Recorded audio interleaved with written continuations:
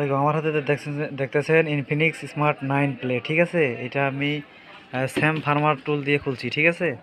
ভালো করে দেখেন, আমি স্যাম ফার্মার টুল দিয়ে খুলছি। দেখেন, এফআরপি রিসেট করে দিয়েছি।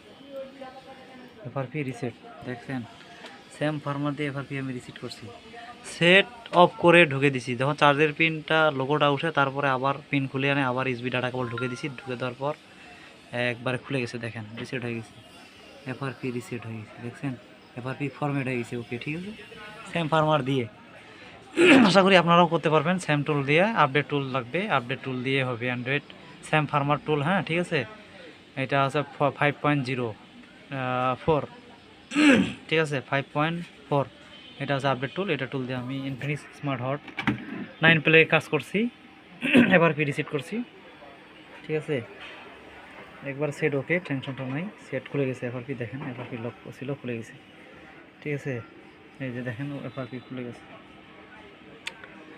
আশা করি আপনারা করতে পারবেন, ঠিক আছে। আমার নাম মোহাম্মদ সুজন ইসলাম। আমি বাহাদুর বাজার দোকান করি, ঠিক আছে। বাহাদুর বাজার, ঝাড়বাড়ি রোড সংলগ্ন, ঠিক আছে। আমি সফটওয়্যার কাজ করি, হার্ডওয়্যারের কাজ করি, ফোন রিপেয়ার করি, ঠিক আছে। এফআরপি এফআরপি আনলক করি, ফ্লাশ করি, সফটওয়্যার দেই ফোনে, ঠিক আছে।